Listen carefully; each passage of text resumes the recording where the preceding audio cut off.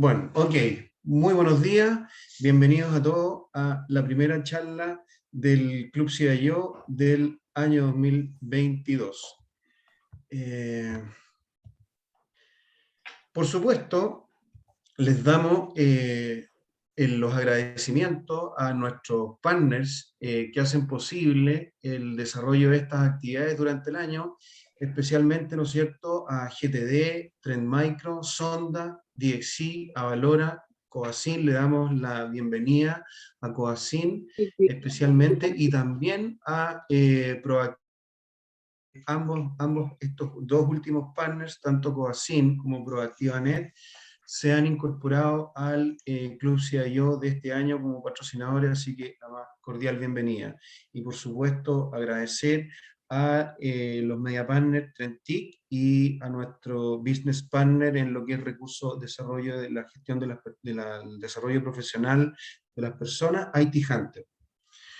Nosotros, bueno, hoy día vamos a escuchar a Sebastián Varga, quien es presidente de la Sociedad Chilena de la Seguridad de la Información y que también es profesor de diplomados de ciberseguridad también en nuestra casa de estudio. En abril va a venir Cristian Guerra del Banco SI para actualizarnos sobre el proceso transformador del banco, muy interesante. Pamela Maldonado en mayo nos va a hablar sobre su proyecto ganador de la Mutual de Seguridad, muy probablemente el que ganó ella como en alguna de las categorías que premiamos en enero de este año. Juan Bernardo Arenas de ISA Intervial también nos va a hablar sobre el proceso de transformación que también nosotros hemos venido acompañando en conjunto con ellos, muy interesante. Y como ustedes pueden ver, hemos también este año alentado a nuestros partners a que vayan sumando a sus clientes para que cuenten las iniciativas que han desarrollado en conjunto con ellos. Durante este año, a diferencia del año pasado, vamos a tener básicamente 4 actividades presenciales, por lo tanto, la próxima va a ser en el Hotel Plaza del Bosque, tradicionalmente como lo hemos hecho siempre, donde vamos a tener ahí la suerte de contar con Cristian Guerra. Y lo mismo va a ocurrir en agosto, lo mismo va a ocurrir en octubre y lo mismo va a ocurrir en diciembre, donde vamos a también hacer lo vamos a hacer por streaming con un circuito cerrado de televisión para que ustedes lo puedan ver, los que se van a conectar por internet y no van a estar presencial, tengan una mejor experiencia. Ahora voy a dejar a Carlos Rojas, quien les va a hablar de un evento bien interesante a nivel internacional para que ustedes se puedan sumar. Buenos días a todos y todas que se han ido sumando, ya llevamos varios conectados. Bueno, y les quería contar acerca de este evento. Estamos, de hace un par de años atrás, trabajando con algunas agrupaciones de Latinoamérica, básicamente en Perú, como en Perú, en Colombia, Sintel, y en México, CIOs mexicanos, trabajando en actividades que obviamente generen valor para toda la comunidad. Esta que creamos, que va a ser una misión tecnológica en Silicon Valley, la llamamos la Agenda para la Transformación en Latinoamérica, y pasamos a hacer este año oficialmente como agrupación, nos llamamos ahora C-Level Americas, entonces por eso se llama International C-Level Americans Conference de este año, ¿verdad? Ya hay una agenda que ya está prácticamente confirmada, con visita a headquarters.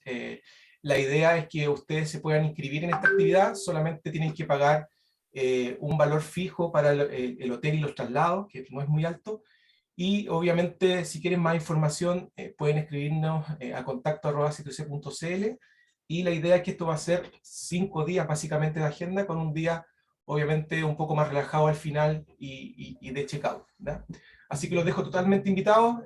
Lo que buscamos ahí es que puedan conocer también qué está pasando con otros CIOs en Latinoamérica y puedan hacer networking con otros ejecutivos. Otra cosa importante que queremos contarles es acerca de una promoción que lanzamos hace poquito, hasta el 29 de abril, en donde tratamos de sumar los diplomados que hemos desarrollado con educación profesional y obviamente la suscripción a nuestros estudios, que me imagino la mayoría conocen. La idea es que por un valor preferencial de 150 UF puedan estudiar en un diplomado de los que están enlistados ahí. Obviamente a la mayoría de ustedes ya les llegó esta información por correo electrónico, así que igual si están interesados, por favor, escríbanos o escríbanme directamente para que puedan aprovechar esta promoción hasta el 29 de abril. Sí, muchas gracias, Carlos. Decir que extraoficialmente el lunes nos aprobaron otro nuevo diplomado bien interesante, que es diplomado de desarrollo seguro de software, que lo vamos a hacer con profesores, con un profesor en Uruguay, gente muy calificada, y también vamos a terminar con la certificación internacional de ICS cuadrado respecto a esta temática, cuyas siglas son CSSLP. Muy interesante, donde ahí también Sebastián ha hecho una contribución bien importante. Gracias por eso, Carlos. Respecto a los benchmarks, bueno, hemos publicado recientemente el benchmark del ENTI de capital humano, y donde vamos a hacer un webinar para mostrar los principales hallazgos de este estudio. Por publicarse, el 1 de abril vamos a publicar el resultado del benchmark de evaluación de proveedores, tanto del Estudio Nacional de Tecnología de Información como de Ciberseguridad, y próximamente vamos a empezar a encuestar, estamos encuestando, digamos, todo lo que es presupuesto del ENTI y presupuesto y capital humano del Estudio Nacional de Ciberseguridad, donde hemos hecho un proceso de estimulación para que, de alguna manera, el tiempo que ustedes invierten en responder estos estudios valga más la pena todavía, ¿ya? Y para eso, nosotros desde el año pasado que venimos trabajando con PeopleCert. PeopleCert compró Axilos hace poco tiempo atrás. Axilos es el dueño de la marca ITIL, y PeopleCert es un organismo internacional que certifica en prácticamente todas las disciplinas que uno quisiera saber de TI y otras. Entonces, a través del DICTUB firmamos todos los acuerdos para transformarnos en organización acreditada para dictar estos cursos en Chile, y estamos rápidamente empezando a fabricar. Partimos por fundamentos de ITIL, pero vamos a desarrollar toda la línea para que seguir elevando el nivel profesional de las personas vinculadas a los temas de dirección y gestión de servicios basados en tecnologías de información.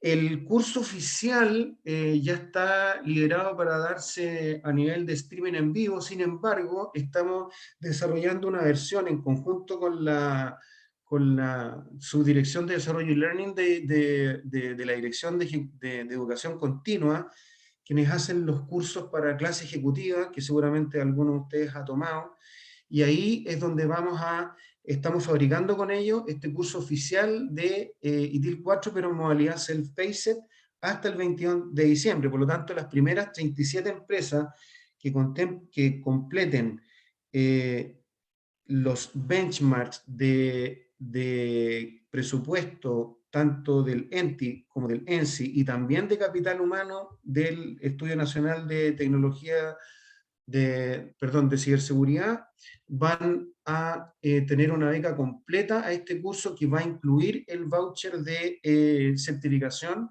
para animarlos a ustedes esta beca también es transferible. Por lo tanto, ustedes van a poder motivar a alguien de su equipo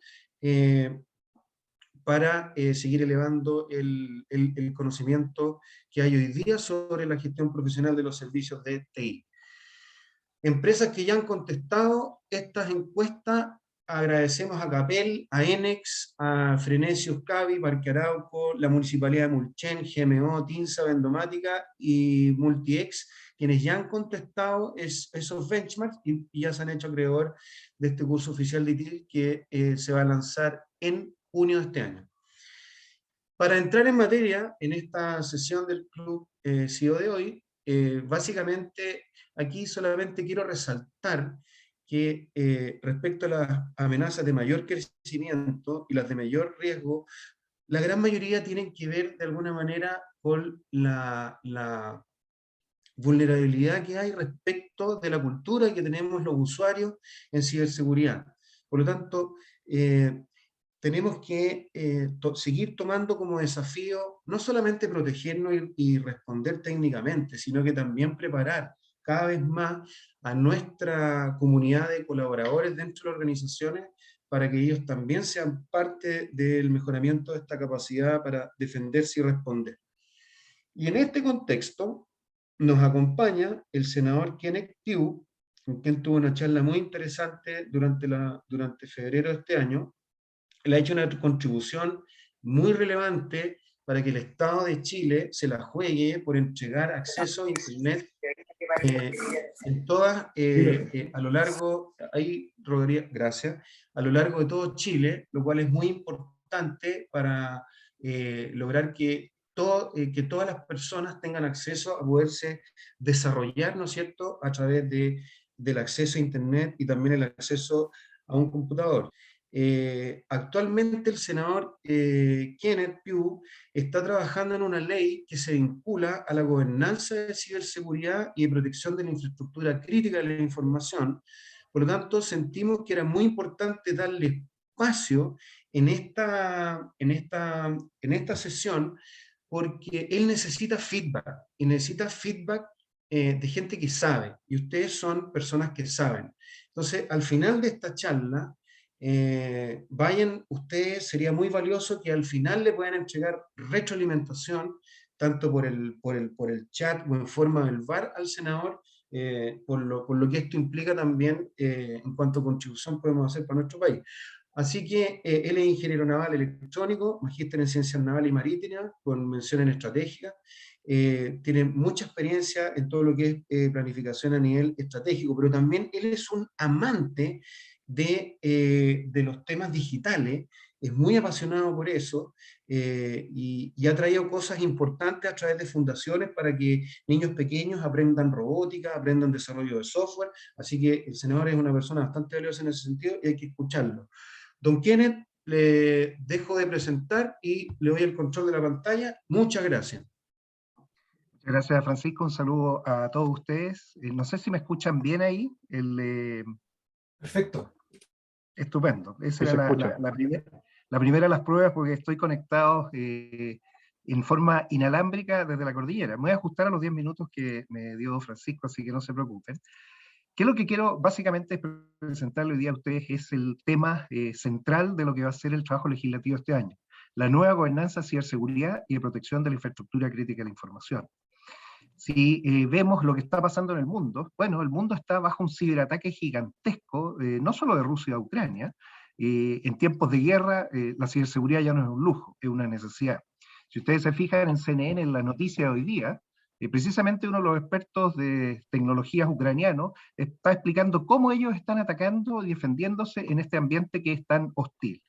Todo esto de películas o de otras cosas ya es una realidad. La guerra híbrida está instalada y eso es algo que llega a los escritorios de cada uno de ustedes. Conceptualmente, ¿qué tenemos que enfrentar? Este mundo físico con este mundo digital, en donde se tienen que establecer cierta vinculación. Eso es confianza digital. Y lo que vamos a hablar es cómo lograr confianza digital. Ustedes manejan todas las tecnologías de la transformación digital, no me voy a meter en ellas, pero fíjense que Internet y criptografía hacen blockchain, o redes neuronales, u otras cosas. O sea, no se entusiasmen con la tecnología del momento, blockchain, porque esto va evolucionando. Los ledgers distribuidos, de hecho, están cambiando. ¿Qué es el mayor problema que tenemos nosotros los legisladores? Es regular la inteligencia artificial. Y este es un problema mayor. Probablemente en otra sesión podríamos hablar de esto. Para definir entonces ciberseguridad necesitamos tener una base de confianza digital que es la interoperabilidad, algo que Chile todavía no tiene. Y esa es la que provee certeza jurídica a todos los actos digitales, del Estado, de las personas naturales y jurídicas, o sea, nosotros y las empresas, y también de los dispositivos. Y esto parte de una buena identidad digital, que Chile no tiene. Las identidades digitales las da el Estado, pero no son las credenciales que alguno obtiene con un nombre de usuario o una clave, y obviamente requieren segundo y terceros factores de autenticación. Para entender la ciberseguridad tenemos que poner los dos pilares básicos: la protección de los datos personales hasta la protección de la infraestructura crítica de la información. Esto es lo que estamos viendo, se nos empieza a complicar porque la ciberseguridad es la que da esta confianza entre las personas y los sistemas para evitar los daños físicos a las personas, a las infraestructuras críticas, los daños económicos, los daños reputacionales, incluso los daños políticos. La democracia está afectada. En el ciberespacio, entonces, existe todo este tema del relacionamiento entre lo físico y digital, donde la desinformación probablemente es el arma más temible que tenemos que enfrentar hoy en día. hemos visto estos fake news, estos deep fakes y todas estas cosas raras, que cambian la percepción de las personas y les pueden hacer a que ellas hagan cosas que nunca esperaban. Bueno, vamos a construir rápidamente entonces nuestro nuevo edificio digital, la casa digital. Lo primero, una base común con gobernanza e interoperabilidad, eso falta. De ahí necesitamos empezar a crecer en ciberseguridad. Los estonios miden la diferencia entre la ciberseguridad y la transformación digital, porque uno primero tiene que avanzar en ciberseguridad antes de avanzar en transformación digital. Y obviamente la casa tiene que tener un gran techo, como muy bien lo decía Francisco, la cultura. Si no, nos vamos a mojar, nos vamos a morir de frío y todo. Esto permite al Estado generar nuevos servicios, o sea, agregar valor público mediante nuevos servicios digitales. Chile entonces tiene, y esto es importante para ustedes, una ley que entra en vigencia a mediados de este año, la 21.180, la Ley de Transformación Digital del Estado.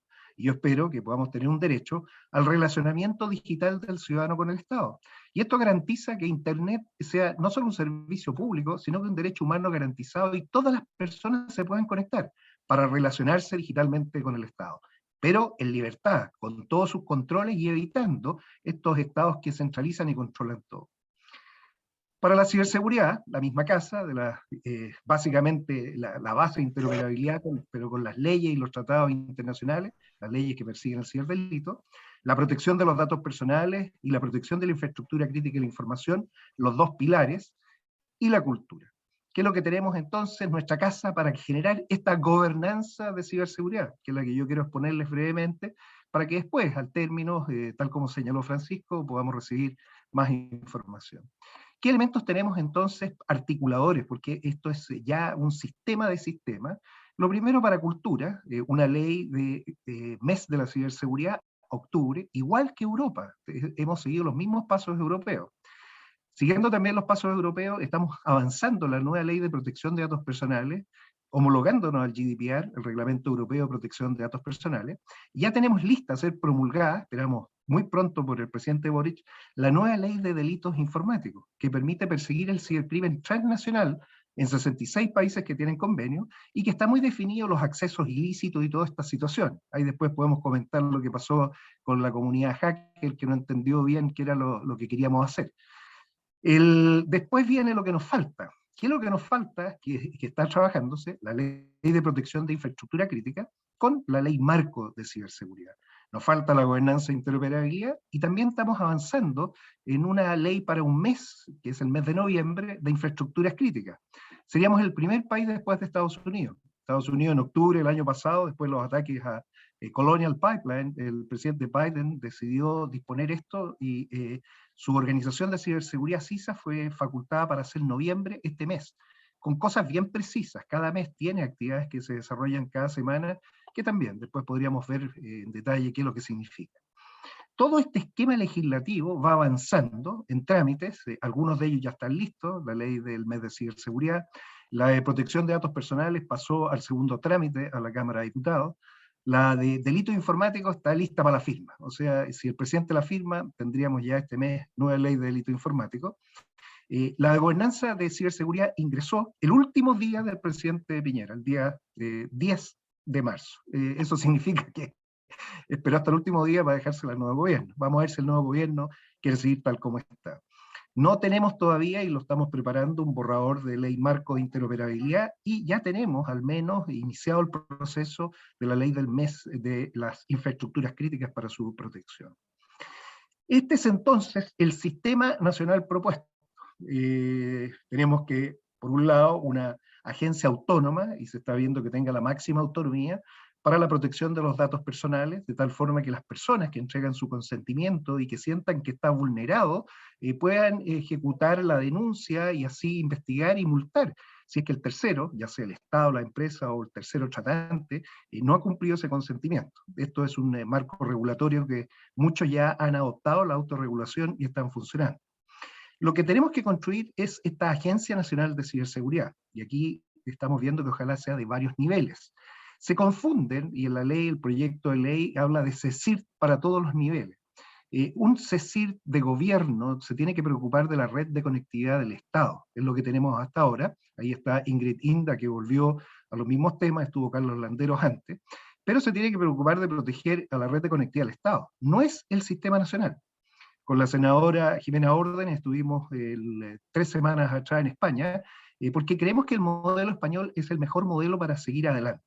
En el modelo español ellos acaban de licitar el equivalente a un SOC, un Centro de Operaciones de Ciberseguridad a nivel nacional, externalizado, contratado a Indra y Telefónica. Furioso, un gobierno socialista que tiene al Podemos además, cree en la integración público-privada porque es la única forma de resolver el problema de ciberseguridad.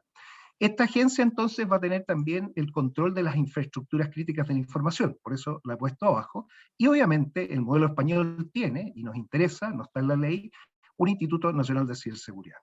Bueno, el presidente Piñera hizo su anuncio en la cuenta pública, yo siempre le dije, mire, usted es el único presidente que no usa la palabra ciberseguridad en su discurso a la nación. En el último discurso dijo que iba a crear la seguridad, y el último día de su mandato ingresó el proyecto de ley, que es el que tenemos que nosotros trabajar, y que tal como les expliqué, habla de este conjunto de CECID. Ustedes van a tener que en los diferentes sectores industriales crear estos CECID. Y finalmente conseguimos darle más autonomía a la Agencia Nacional de Protección de Datos para que pueda tener motor propio y no depender del Consejo para la Transparencia.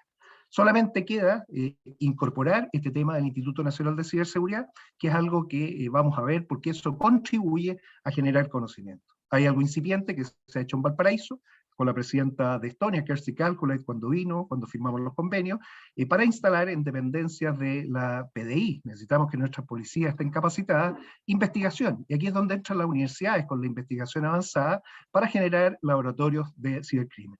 No podemos perseguir delitos si es que no tenemos esta capacidad. Entonces, como parte del sistema también tenemos que reforzar nuestras policías y también reforzar la fiscalía. Bueno, como tenía 10 minutos, esto es lo que quería yo exponerles. Básicamente se requiere que ustedes ojalá nos puedan ayudar para poder mejorar todo este proceso. Los invito a descargar la ley y que podamos compartirla después. Muchas gracias.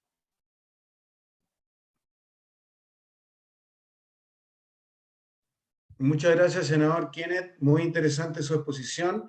Y mientras me imagino que varios están pensando en poder darle algún tipo de retroalimentación, vamos a presentar a nuestro próximo expositor. Así que todos los comentarios los pueden hacer por chat, y al final vamos a dejar la retroalimentación para el senador y las preguntas para nuestro próximo expositor para el final. Ok, les presentamos entonces a Sebastián Vargas. Él es presidente de la Sociedad Chilena de Seguridad de la Información y es profesor de la Universidad Católica y de otras universidades también, específicamente en el Diplomado de Gestión Técnica de la Ciberseguridad, y próximamente también va a tener un rol muy importante, y lo está teniendo, en el Diplomado de Desarrollo Seguro de Software. Y él nos va a hablar ahora de las amenazas modernas de ciberseguridad y el enfoque de modelamiento del adversario.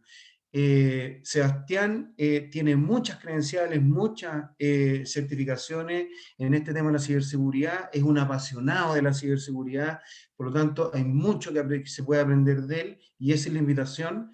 Así que también lo felicitamos por haber sacado recientemente su doctorado en Sociedad de la Información. Muy bien, don Sebastián, le cedo la palabra y muchas gracias por participar en el Club CIO.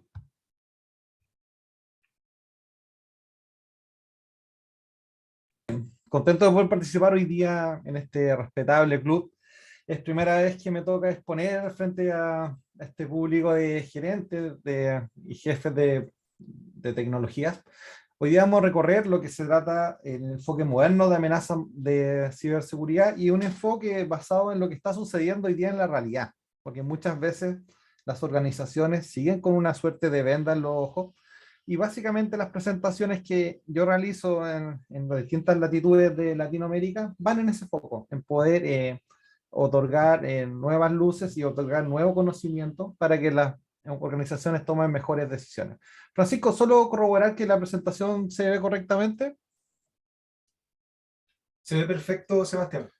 Ya, no te vemos a ti, sí. No te vemos a ti. Sí, Sebastián, se ve perfecto. Ya, muchas gracias. Bueno, esto no es necesario porque ya me presentaron, pero básicamente he gastado, yo diría que toda mi vida útil en estar perfeccionándome en estas temáticas, porque creo que la labor principal en ciberseguridad es el estudio constante. Si uno no está constantemente buscando nueva información, y no solo desde el punto de vista académico, sino académico profesional y también en investigación. Entonces, eso es más o menos lo que llevo un poco en mi recorrido profesional y académico. Bueno, iniciando un poco esta conversación, tenemos que tener primero claridad con lo que estamos en un enfoque que es distinto al que muchas veces se presenta, que solamente va en un punto de las tecnologías propiamente tal y las plataformas de seguridad. Primero vamos a recorrer un poco lo que es la táctica para abordar esta temática. Los equipos deben constantemente estar analizando distintos tipos de adversarios. Y cuando hablamos de adversarios, lo vamos a decir fuerte y claro, son los cibercriminales que están a lo largo y ancho de Internet y que quieren hacer de nuestra organización su botín. Entonces, por un lado, no basta solo con saber qué harán los adversarios, sino que también hay que tener la capacidad de poder entender si los comportamientos que estos adversarios van a tener en las plataformas, tenemos las herramientas, las tácticas, las personas adecuadas para tener una postura para hacer frente. Si vemos el mapa de Internet a nivel de los cables submarinos, o vemos el mapa de cómo se ha ido desarrollando el Internet a lo largo de los años, nos podemos dar cuenta que este tema es básicamente un adversario puede estar en cualquier latitud del globo, que tenga acceso al Internet global, y nos pueden atacar de cualquier parte del mundo.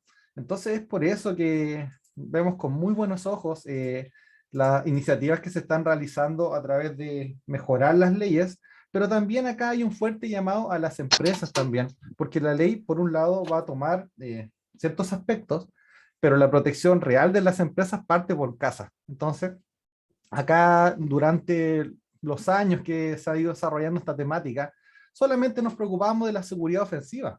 Durante estos años han salido dos colectividades grandes, que son los equipos de seguridad defensiva, que son los Blue Team, donde hay distintos tipos de roles, como por ejemplo, tenemos los forenses digitales, la respuesta a incidente, que hoy día en muchas industrias es obligatorio tener una respuesta a incidente en cierta temporalidad.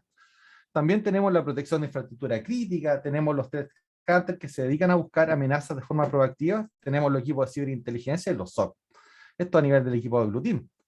También tenemos los equipos de Red Team, donde vamos a tener la seguridad ofensiva, las pruebas de vulnerabilidad, los ejercicios, pentest y ethical hacking. Un grupo muy importante, pero si no está con el equipo azul, no es suficiente.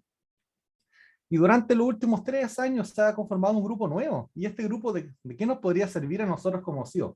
Básicamente los equipos de Purple Team son equipos que se dedican a probar si los equipos de Blue Team y los equipos de Red Team realmente saben o tienen madurez en las pruebas que están realizando. Por un lado, si los equipos que atacan realmente están atacando con técnicas, tácticas y procedimientos que están ocupando los adversarios en el mundo, o si los equipos del punto de vista azul realmente están detectando algo, porque muchas veces podemos tener los mejores sistemas, pero si no los probamos, solo vamos a ver que eran buenos cuando nos enfrentamos a un ataque. Entonces también otro paradigma que se comienza a vislumbrar es que los ciberdelitos durante el 2021 continuaron al alza. Pero acá hay un punto muy importante, como bien señaló el senador, la normativa del 1993 tiene pocos delitos tipificados y la normativa nueva, que está a punto de ser aprobada, va a facultar nuevos delitos informáticos. Entonces estos temas se va a disparar aún más. ¿Y por qué? Porque antes habían ataques que no estaban considerados como delitos. Entonces con la nueva ley se va a aumentar la posibilidad de perseguir penalmente a los criminales que nos ataquen dentro del territorio, y también con algunos tratados internacionales en otros países, dependiendo de la criticidad también del ataque.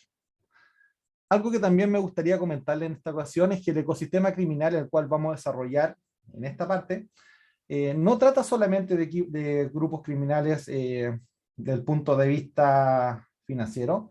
También hay distintos tipos, por ejemplo, los activistas, los grupos de... Últimamente han salido grupos criminales como el grupo Lapsus, que vamos a desarrollar cercano al final de la presentación, que ellos, su motivación principal es la satisfacción.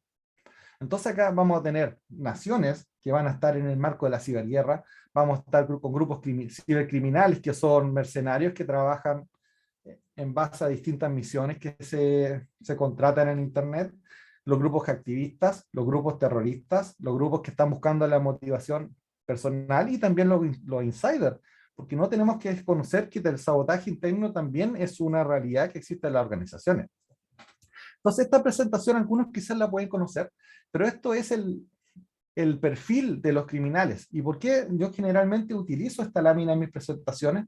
Es para que los distintos públicos donde voy realizando estos awareness puedan entender que muchas veces con las medidas de seguridad nos vamos a poder defender desde los atacantes que están más abajo de la cadena hasta los quizás un Tier 2. Pero ya cuando son un grupo criminal de nivel 3, nivel 4 y nivel 5, que son países que tienen equipos APT, que son equipos avanzados de seguridad a nivel del ataque, o cuando hablamos de Tier 5, que son las 25 naciones que tienen capacidad de ciberguerra, muchas veces con las medidas que nosotros pensábamos que eran suficientes, no van a ser suficientes.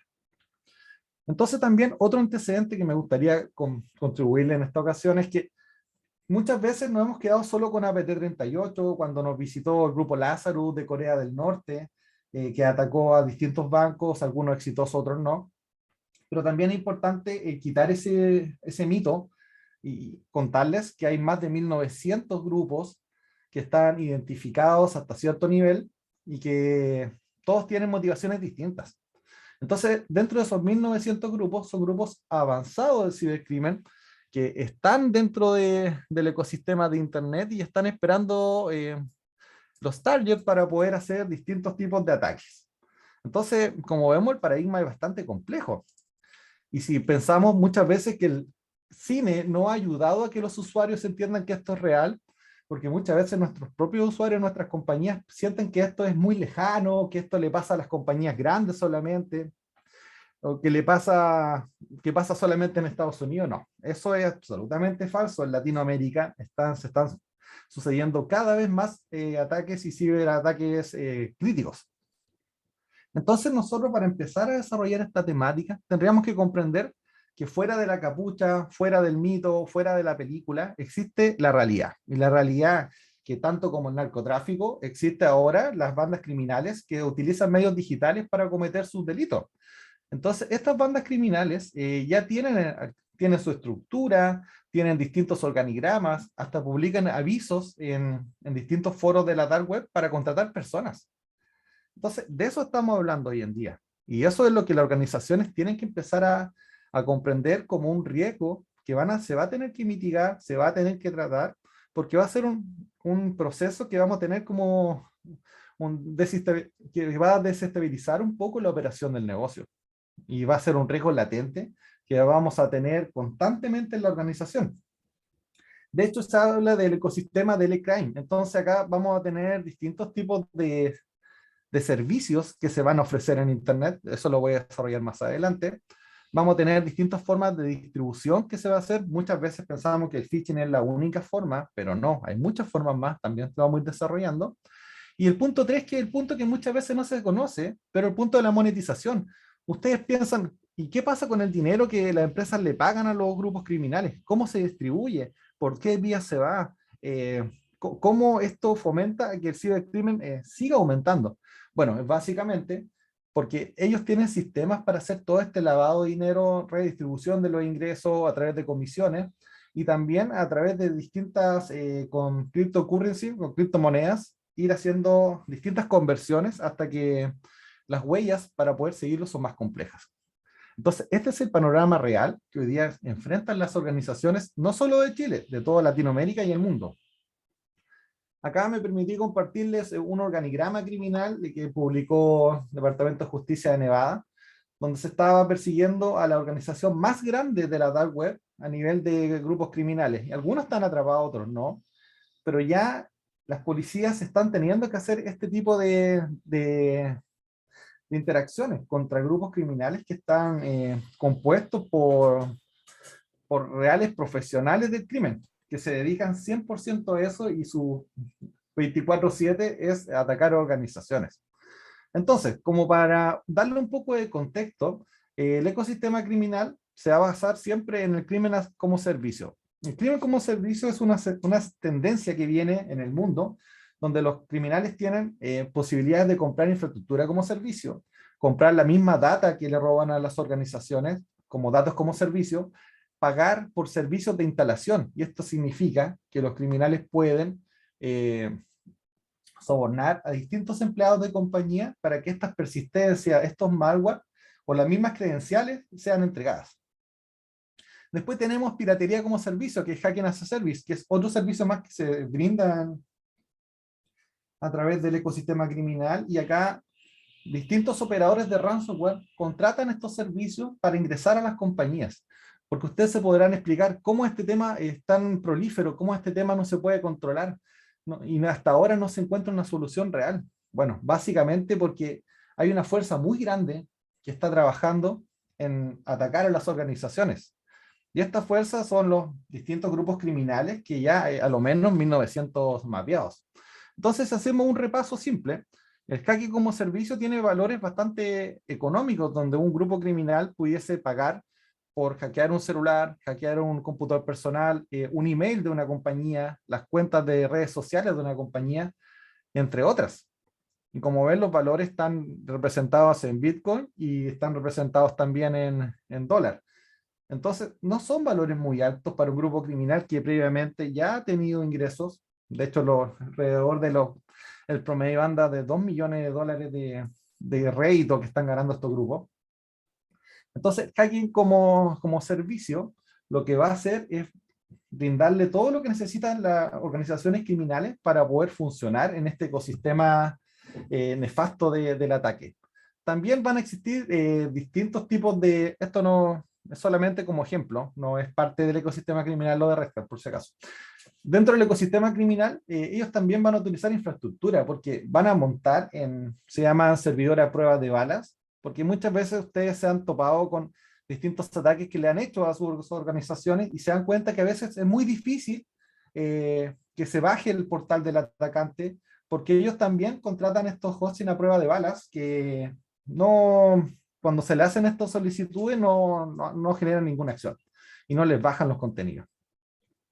Otro punto importante es la data como servicio. Acá se dan cuenta que los atacantes compran distintos tarjetas de crédito, identidades completas, credenciales de pasaporte, credenciales a nivel de carnet de identidad de distintos países, compran monederos digitales a nivel de wallet, cuentas de redes sociales. Entonces, todos estos datos que existen distintos tipos de malware que existen en el ecosistema, van recopilando estos datos y después los venden como paquetes.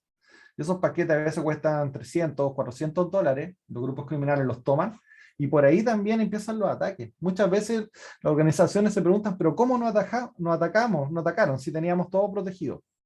Perfecto, no te atacaron directamente dentro de tu infraestructura, atacaron al sysadmin, atacaron al gerente, y a través de ellos atacaron a la compañía. Entonces, ya incluso tendríamos que estar pensando en proteger al personal crítico de la organización en organizaciones críticas, puesto este tema cada día se hace más visible, y compañías de distintos tipos, no solo compañías pequeñas, vimos el año pasado como bases de datos completas de Facebook, bases de datos completas de los usuarios de LinkedIn, estaban disponibles en estos foros, donde los usuarios publicaban y estos DAM y también lo ofrecían a $1.000, $2.000 muchas veces. Y esto también faculta que las mismas bandas criminales tengan bases de datos nuevas de correo para seguir en su quehacer criminal. Bueno, esto también es importante, el servicio de pago por instalación, que es un método popular para poder instalar malware. Muchas veces pensamos, pero ¿cómo no instalaron un malware si nuestra compañía tenía el mejor firewall, tenía la mejor zona de seguridad? Bueno, fue por dentro. Y ese concepto que fue por dentro es el que se está dando ahora, y están los grupos criminales utilizando para sobornar a personal interno en las compañías grandes para que esto pase. O si no, ¿cómo se explican los temas de Microsoft, los temas que pasaron con Okta, y finalmente los que pasaron con Nvidia y con Samsung? Finalmente, estos grupos publican anuncios que lo vamos a desarrollar más adelante para que lo vean en la realidad con antecedentes. Bueno, algo importante que quizás ustedes no conocen, que los phishing, que muchas veces nuestro consejo a los usuarios era revise la ortografía, revise si está bien la sintaxis. Bueno, les cuento que los atacantes están contratando servicios de traducción. Entonces, cada día los phishing van a estar mejor preparados, van a estar con un idioma correcto en el español, dirigido a la persona, con certificados los sitios web que están clonando, entre otras. Entonces, cada día los paquetes y las formas de realizar phishing están evolucionando. Entonces, los clásicos consejos, si el sitio no tiene candado verde, ya no aplicarían. Básicamente ya no aplicarían, porque ese tipo de consejos ya no están siendo útiles en realidad. Ahora tenemos que empezar a tener una protección antes y durante, y eso es la conciencia del usuario de lo que encuentre desconocido, levantar la mano y enviarlo al área de seguridad. Bueno, el lavado de dinero también lo desarrollamos, que básicamente dentro de este ecosistema criminal, distintas bandas tienen también sus organizaciones y empresas, empresas para lavado de dinero, las cuales son lícitas, pero ya de ahí blanquean los capitales, y también tienen las mulas, que van a ser personas que van a cobrar estos ingresos y lo van a transformar en criptomonedas. Y recordemos que hay países que tienen una legislación mucho más débil en estas materias, entonces en esos países donde los criminales finalmente logran concretar el dinero a la realidad.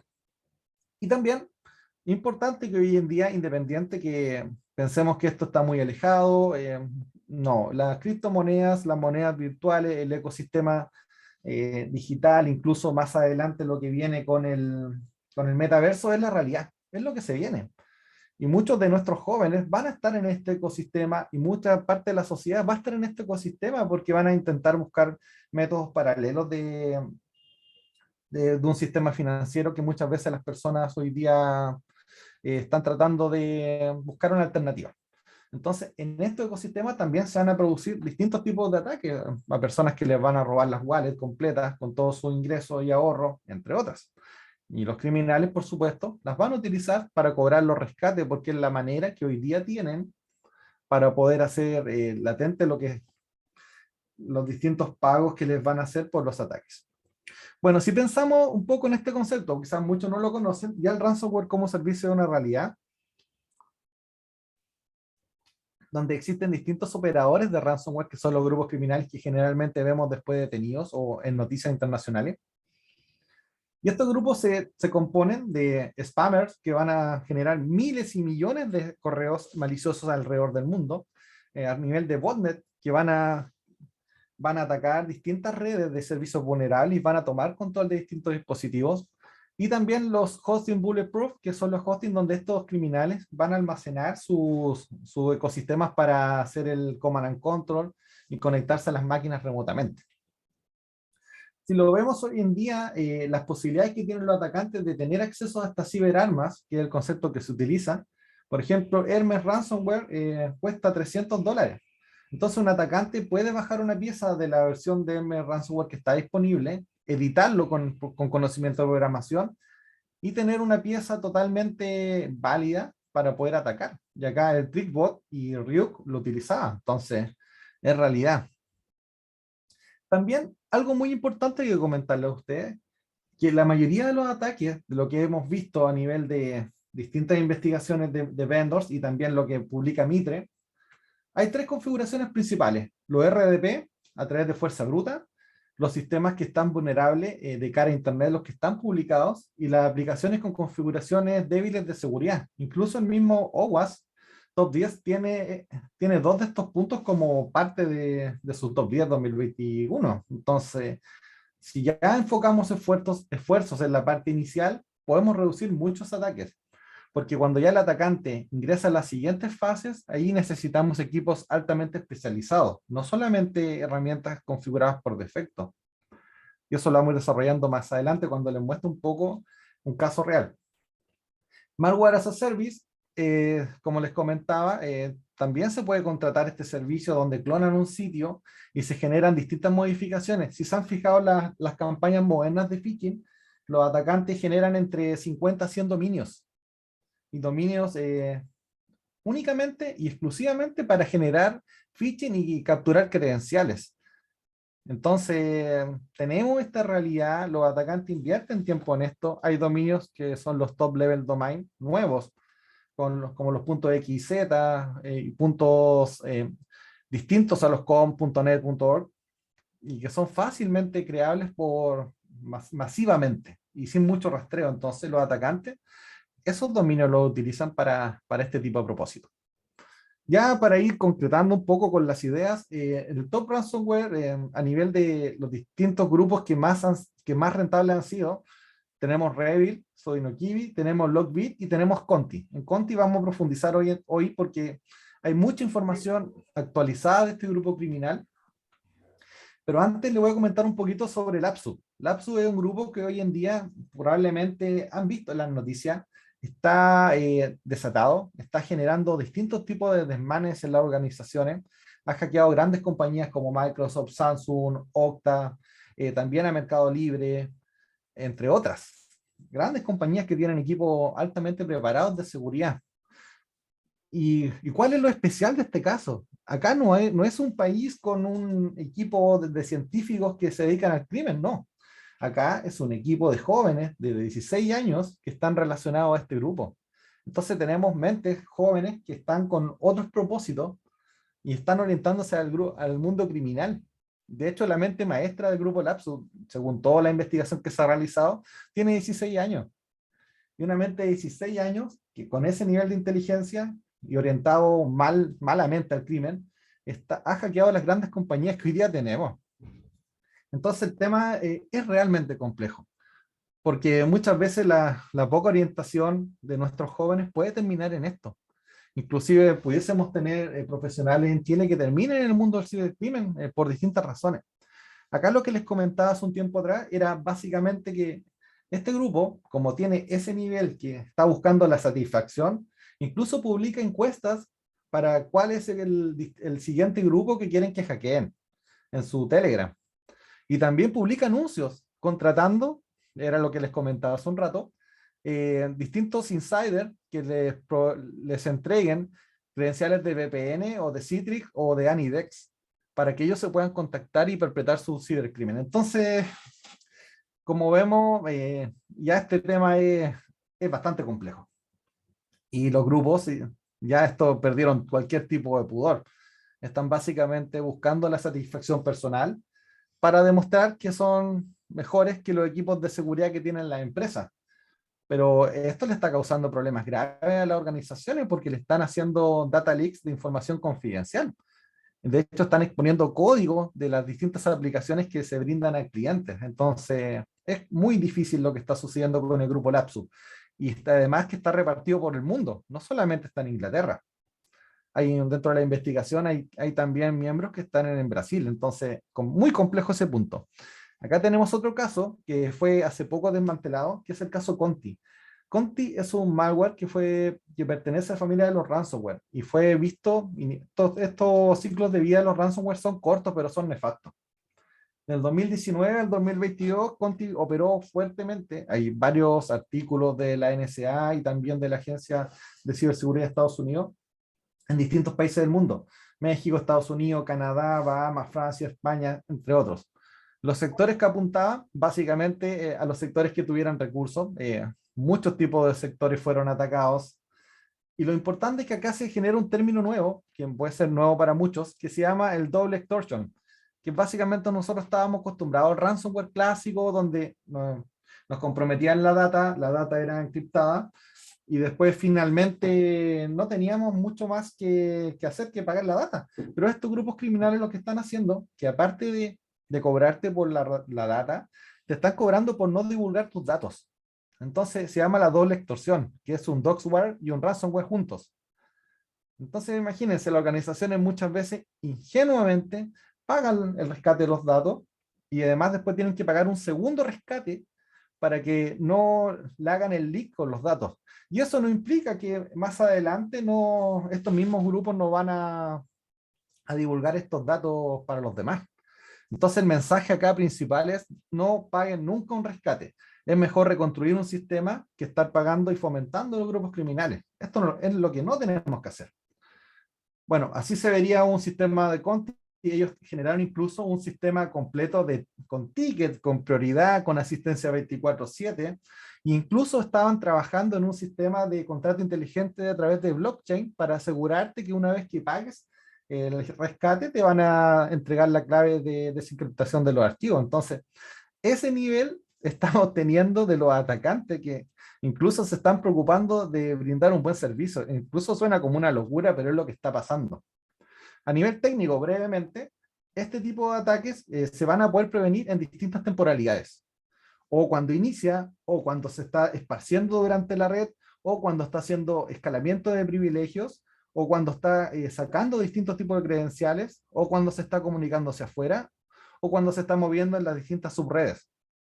Pero lo que nunca significa que lo detectamos es cuando lo vemos, cuando las máquinas ya están con el ransomware vivo, o cuando salimos en Twitter que la información fue expuesta. En esos dos puntos significa que no detectamos nada. Entonces, este es un mensaje principal para que entiendan los ciberataques de una forma distinta a la cual se los han contado y entiendan la temporalidad de un ataque, que van a ser distintas fases que van a transcurrir hasta que se generen los impactos finales. Esto brevemente es a nivel de Mitre. Mitre es una organización que se dedica, entre otras cosas, a tener distintas bibliotecas de conocimiento avanzado para poder ir entendiendo de una forma táctica, técnica y operativa cómo los ataques suceden en las compañías. Esto no es magia, no es alquimia, esto es ciencia. Y esto es ciencia y tenemos que volver a la seguridad informática clásica, porque los ataques son sobre la tecnología generalmente. Y van a haber distintas técnicas, tácticas o procedimientos que nos van a afectar. Esto igual quiero compartir la presentación porque hay harta información que yo sé que a sus organizaciones le puede servir, así que vamos a hablar con Francisco a ver cómo la dejamos disponible. Este es dentro del caso Conti. Acá, para que se fijen, algunas formas son con phishing, pero otras formas son explotando los mismos firewalls que su propósito es protegernos. Entonces acá vamos a tener formas que son para el usuario y formas que son contra la tecnología. Y las formas que son contra la tecnología, básicamente, son las principales que tenemos que preocuparnos y parchar. Acá también quería compartirlo un poco para que vean que estos grupos criminales tienen su organización real, tienen sus roles, tienen su organigrama, incluso tienen más personales a veces que nosotros mismos en las compañías que nos dedicamos a defender. Entonces el tema es complicado porque cada vez los códigos que realizan en sus ataques, cada vez la ingeniería que realizan en sus formas de actuar son más complejas. Y esto es un dato que quizás muchos no saben. Estos grupos compran herramientas de seguridad, compran plataformas de seguridad y prueban sus ataques dentro de esas herramientas de seguridad para que cuando esto lo prueben en ambientes reales, ya va probado que no va a ser detectado. Entonces, esa es la complejidad de lo que están haciendo. A través de terceros, compran herramientas de seguridad y las prueban. Y prueban que sus malware son indetectables.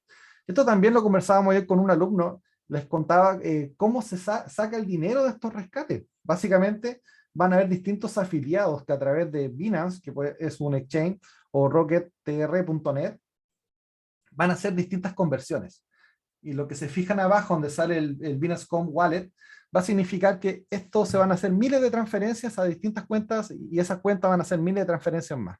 Entonces así se empieza a desaparecer el dinero que parte con una cifra grande, pero termina en distintas micro wallets y distribuido por distintas partes del mundo.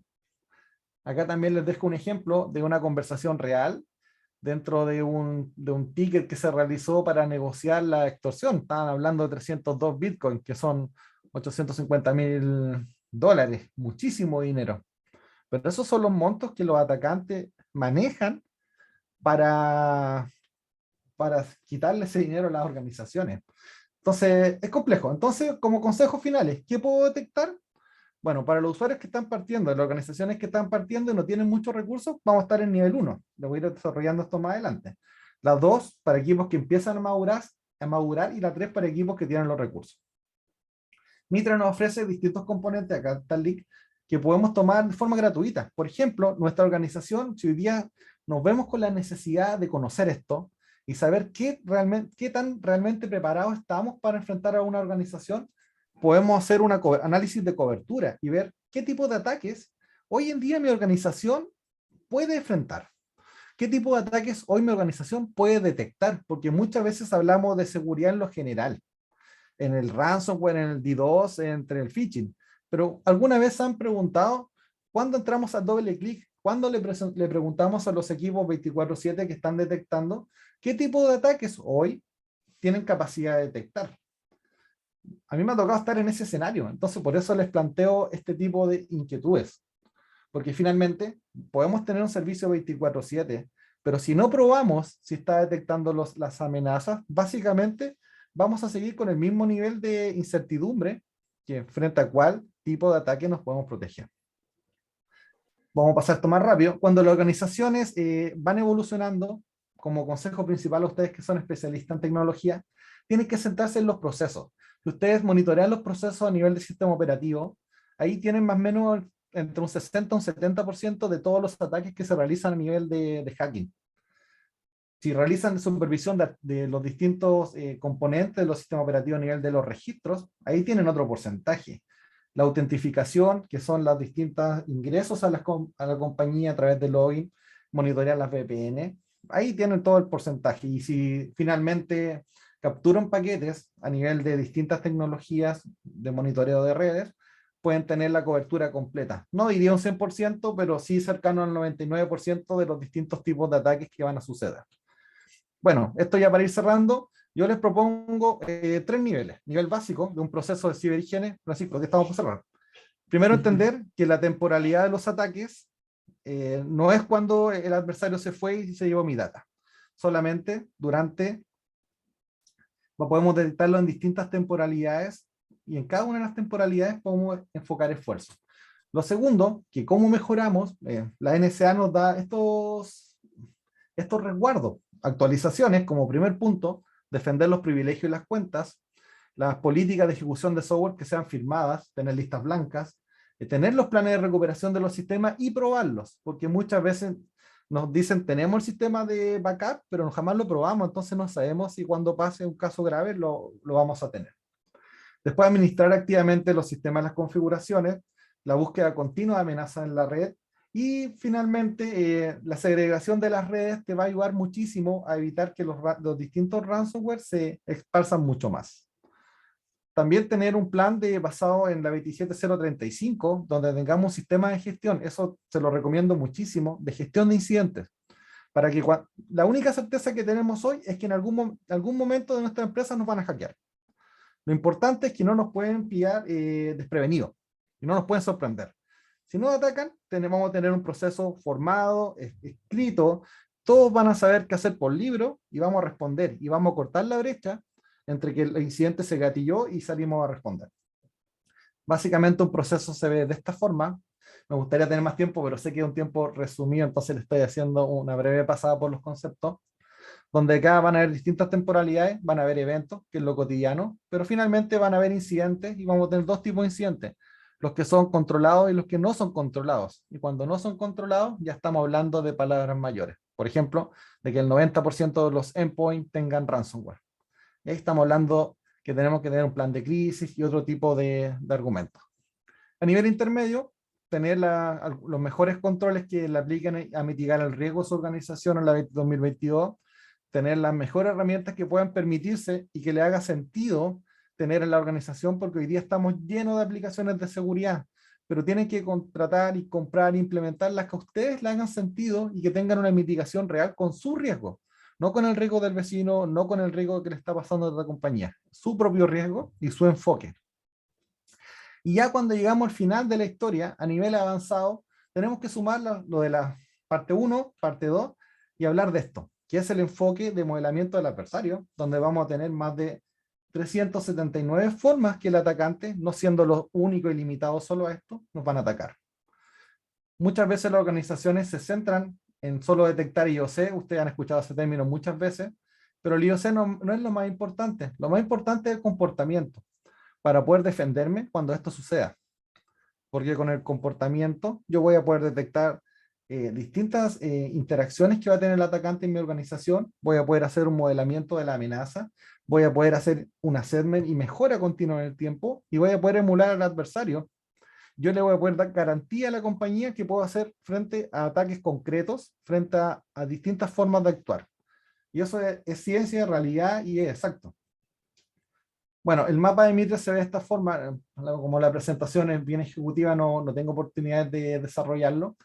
Algunas ideas modernas que están saliendo es la malla de seguridad de Gartner, la cual integra la mayoría de los componentes de seguridad que están muchas veces inconexos dentro de un gran sistema de conectado, integrado, con mejora continua, con una política centralizada, el cual es una muy buena alternativa. Otras organizaciones considerarán a nivel avanzado tener Zero Trust. El Zero Trust no es tan simple como se plantea, necesita varios prerequisitos, pero finalmente, para que ustedes lo comprendan de una forma sencilla, el Zero Trust es básicamente cuidar los procesos, cuidar las cuentas, cuidar los accesos y también cuidar las zonas donde los distintos usuarios van a tener acceso. Finalmente, esto se lo presento como dos alternativas de soluciones reales para la ciberseguridad. Este es el modelo de Cambridge Mellon, donde es el CMMCC, que es el modelo de ciberseguridad, porque muchas veces pensamos que somos maduros en ciberseguridad, pero ¿contra qué nos estamos midiendo? Este es un modelo que está dedicado solamente a los aspectos de ciberseguridad y donde tiene un nivel 3 que tiene 110 prácticas. Pero si ya quieren ir al modelo ampliado, también tenemos el Cyber Security Framework, que tiene más de 32 dominios. ¿Y por qué piensan que esto me interesaría? Bueno, básicamente cada uno de estos dominios son distintas temporalidades y distintas componentes que por ahí nos pueden atacar. Lamentablemente estos temas de seguridad son muy complejos, son caros, son difíciles. Es difícil hacer entender al board muchas veces que este tema es importante y tienen que financiarlo, porque son temas de largo aliento, son temas que no acaban, es un perpetuo. Entonces, en este juego infinito de proteger a las organizaciones, tenemos que tomar una postura, tomar un plan a 3 años lo menos, ojalá a 5, porque este tema no lo vamos a resolver hoy. Les doy como antecedente que ninguna empresa en el mundo lo ha resuelto. Todas las empresas tienen riesgo de ser atacadas, pero lo principal es que ustedes tomen algunas de las conclusiones de estas charlas y las puedan hacer propias de su operación. Por ejemplo, lo que comentaba el senador, la ciberguerra y la amenaza híbrida son una realidad. Para los que no conocen este término, la amenaza híbrida son cuando una guerra se realiza tanto físicamente como digitalmente o con otras estrategias. También tenemos un entorno cambiante donde se debe lograr la resiliencia de las organizaciones. Tenemos un entorno donde el IoT y el 5G son una realidad y los grupos criminales lo van a usar a su favor, donde los adversarios cada vez son más inteligentes, donde no debemos modelar el atacante y no trabajar con lo genérico que es la historia clásica que nos han contado, donde la ciberseguridad debe establecerse desde las bases, desde el diseño, para que sea menos cara, para después estar parchando. La estrategia de transformación digital debe estar apalancada por la estrategia de seguridad digital. Esto debe verse como un habilitador más que como un problema, porque nos va a ayudar a que las organizaciones funcionen y presten el valor que necesitan darle a las compañías a nivel de su misión. Las compañías deben convivir en un entorno hostil y operar en él. Esto es una realidad. El tema de la sociedad está compleja y en Internet está más compleja todavía porque muchas veces no sabemos quién nos está atacando. Se debe enfocar esfuerzos en la detección, identificación y monitoreo en las fases iniciales, porque es más barato detectar antes a los atacantes que cuando están adentro. Eso es mucho más caro y más desgastante para los equipos. Se deben hacer análisis profundos si nuestra seguridad realmente es capaz de detectar algo, y esto lo digo en el buen sentido, en probar a nuestros equipos, capacitar a nuestros equipos y entender si podemos hacer frente a las amenazas modernas. Y finalmente, un enfoque basado en la defensa informada del adversario, que es todo lo que vimos hoy día, nos va a permitir anticiparnos para poder defendernos. Así que finalmente ese era mi aporte este día, Francisco y senador. Muchas gracias, Sebastián. Se nota que tú sabes bastante de este tema. Así que te agradezco muchísimo esta charla y ya tenemos algunos comentarios o algunas preguntas para el senador, donde Patricia Ruiz, por ejemplo, que se fue, algo muy importante, decía, la educación es la base de cualquier cambio cultural. ¿Está considerado implementar en nuestros colegios la educación en este aspecto como un ramo más? Bueno, muchas gracias, Francisco. Muy interesante la pregunta, Patricia. El modelo español, que es el que yo les dije que estamos siguiendo, parte con dos patas. Una, Ministerio de Educación generando clases de ciberseguridad. Pero más importante que partir antes con clases de ciberhigiene, tal como las niñas y los niños se lavan los dientes, las manos y se preocupan de mantener el distanciamiento social, alcohol, gel y otro. Las mismas medidas de higiene tienen que ser para el mundo digital. Las niñas y los niños no son nativos digitales, son huérfanos digitales, porque no tienen ni papás ni mamás digitales. Entonces, esa primera etapa hay que hacerla bien. Después, el Instituto de Ciberseguridad Español, a contar de los 14 años de edad, abrió la Academia Hacker. Ya lo explicó Sebastián, fue un niño de Oxford de 16 años con un síndrome de Asperger, que es el que fue parte del grupo de Lab Subpeso. Pero no, tenemos que nosotros hacer lo propio. En la política actual, el Ministerio de Educación es parte del Comité Interministerial de Ciberseguridad y es parte de la ley que se firmó, pero la ley no le da tareas al ministerio. Así que una de las cosas que vamos a corregir es precisamente eso. Esto tiene que ser parte del programa, tiene que ser permanente. Y ojo, tiene que ser también parte del programa de las universidades. En el pregrado, tal como se enseña cálculo a los ingenieros, se les tiene que enseñar ciberseguridad. O sea, este es un tema para todos, ¿no? para que todos se lleven la tarea para la casa. Senador, y interesante lo que usted plantea, y Sebastián mostró de alguna manera una metodología para que las empresas puedan abordar este tema de la ciberseguridad de una manera lo más costo efectiva posible. Y desde el punto de vista del costo que esto puede implicar para una empresa como una pyme, ¿usted sabe si existe o está propuesto algún tipo de incentivo impositivo o fiscal para que las pymes puedan invertir en ciberseguridad en sus organizaciones? Una pregunta interesante que hace César Maldonado. Bueno, a César, decirle que, tal como lo señalé, el ejemplo español, España tiene el kit digital para las pymes de ciberseguridad y se les entrega como un subsidio, o sea, se les otorga la posibilidad de poder tener esas competencias necesarias. Los grandes, el problema de la ciberseguridad lo tienen resuelto, los medianos más o menos, pero los chicos, ninguno, nada. Entonces, en el proceso de transformación digital de la pyme, tiene que estar incluida la ciberseguridad. Este es un tema que lo vamos a ver con Corfo, para que sea parte de los paquetes que se entregan de ayuda completa. Para que la formación de la pyme digital venga en el core business la ciberseguridad. Jaume Gironella nos pregunta saber si la futura ley de GDPR es equivalente a la propuesta a la que tiene Europa. Mira, tratamos de hacerla lo más parecida posible. El GDPR, el reglamento europeo, fue lanzado en el mundo el 25 de mayo del 2018. Yo ya estaba en el Senado y se lanzó en 3 lugares. Se lanzó en Bruselas, la capital de la Unión Europea, en la India y en Santiago. Yo estuve aquí en Santiago, tomamos el reglamento europeo y lo transformamos en indicaciones, más de 300. Yo hice 34 para homologar y armonizar lo mejor posible nuestra ley con el reglamento europeo. Lo que sí, las multas no son tan altas como los europeos son fuertes. Y nosotros dijimos, no estamos preparados todavía para ese nivel de multa, entonces las multas son un poco más bajas, pero se parece bastante. Perfecto.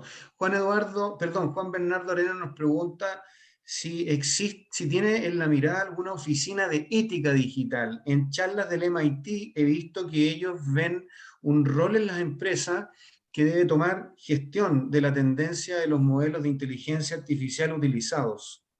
Bueno, este es el tema de frontera, tal como ya les mencioné, la inteligencia artificial es lo más difícil de regular. Yo participo con el parlamentario británico Darren Jones del Artificial Intelligence Institute para poder ver cómo regularlo. Porque una creación, vale decir, tenemos programadores y programadoras éticos que hacen algoritmos éticos. O sea, primero tenemos personas éticas, pero después, en una inteligencia artificial, la creación se desconecta del creador. Y esa creación puede empezar a hacer cosas que, la verdad, tenemos que tener algo que la vaya controlando, porque si no, puede irse a algún lado. Este tema parte de las empresas, y ahí donde tú decías, muy bien, vamos a hacer un curso de programación segura, bueno, eso parte del privacy by design, del security by design, cómo tú empiezas a desarrollar con nuevos conceptos para asegurarte que tu aplicación está bien. El día de ayer hicimos un panel con Salesforce, esta empresa de la nube, en donde ellos se planteaban el tema, porque ellos crearon al interior de su organización esta oficina ética. Entonces, lo primero es, cada organismo de los grandes tiene que tener su oficina ética que esté preocupado de estos temas, y obviamente nosotros vamos a buscar la fórmula para que eso quede instalado dentro del Estado. La ley de protección de datos ya lo dice que Usted puede usar el algoritmo que quiera, pero las decisiones tienen que ser explicadas a la persona para que se vea que no hay ningún sesgo de ningún tipo, porque siempre uno dice, no, es que el sistema dice que usted no califica. Bueno, explíquemelo, ¿por qué?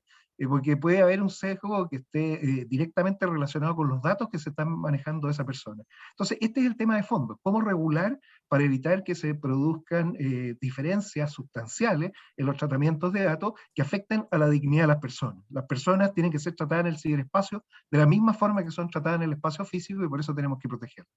Sí, para ir cerrando, y a ver, Carlos, si tú me ayudas después con algunas preguntas que hayan hecho en el chat, porque no estoy viendo el chat, estoy viendo otra cosa, preguntas para Sebastián. Pero Alfredo Díaz le pregunta al senador, última pregunta para usted, senador, ¿cómo visualiza usted la coordinación y colaboración entre los distintos futuros CSIRT sectoriales que se vayan a crear a futuro? ¿Cómo promover u obligarlos a colaborar de forma transparente? Este tema efectivamente hay que resolverlo por ley porque nadie está dispuesto a compartir información. Y ese es el principal error. Nadie puede resolver el problema solo. Los sistemas que yo he visto, el británico lo conozco muy bien, en el sistema nacional, en un mismo piso, está en un lado del piso el sistema estatal y en el otro lado están todos los sistemas industriales o de sectores críticos. ¿Qué significa esto? Que la puerta, el firewall es una puerta de pasar de un sistema al otro y la información se comparte y se comparte bien. El sistema español, tal como les dije, va a ser subcontratado a un tercero para poder integrar la información. Y aquí, más que obligar por ley, lo que se instalan son sondas. Entonces lo que tenemos que ponernos de acuerdo es qué tipos de sonda y qué data es la que se recoge de forma automática. No se puede esperar 72 horas para informar algo. O sea, 72 horas podemos estar destruidos después. Ese es el nivel de discusión técnica, que es el que yo los invito a que ustedes puedan participar. Ahí preguntaban cómo comunicarse conmigo. Bueno, síganme en LinkedIn, las redes, Piu Senador, o mi mail, cibersenador@gmail.com. O sea, ustedes tienen un cibersenador, así me llaman mis colegas, en el Senado. Hay otro que preguntaba si hay gente que sepa, bueno, ¿no? La verdad es que no hay muchos, somos pocos los que tuvimos la fortuna de tener formación profesional en estos temas antes, pero sí yo trabajo con equipos de alto rendimiento y ustedes pueden perfectamente ser parte de este equipo y ser invitados a presentar en las diferentes comisiones cuando se esté trabajando y tramitando la ley. Así que desde ya invitados y a cibersenador@gmail.com todas las preguntas y los aportes. Está pasado su mail a todos los contertulios, mi querido senador. Así que le damos las gracias. ¿Alguna pregunta para don Sebastián Vargas? ¿Alguna pregunta más de carácter técnica? Don Carlos. Estuve revisando el chat y no hay ninguna. Básicamente por interno me escribieron varias personas que ya se retiraron, que necesitaban la presentación porque la encontraron muy buena, sobre todo la parte de los frameworks. Así que Sebastián, ahí después, por supuesto, envíame la presentación y yo la sociabilizo entre los participantes. Lo mismo le pido por favor al senador para yo poder sociabilizarla posteriormente. Bien, por de pronto, muchas gracias, senador Kenneth, muchas gracias, Sebastián, por tu tremenda presentación y dejarlos invitados para el próximo evento presencial y también por streaming en vivo, donde Cristian Guerra nos va a hablar de qué está pasando con la transformación en el BCI. Muy interesante el BCI porque lidera ciertos procesos de transformación digital. Y por supuesto, darle nuevamente las gracias a nuestros patrocinadores, GTD, Trend Micro, Sonda, DXC Technology, Avalora, y por supuesto darle la bienvenida a Coacin Logicalis y a ProActivaNet, quienes se vienen integrando este año a patrocinar el Club CIO 2022. Así que muchas gracias por todo y nos estamos viendo en el mes de abril. Que pasen un excelente día.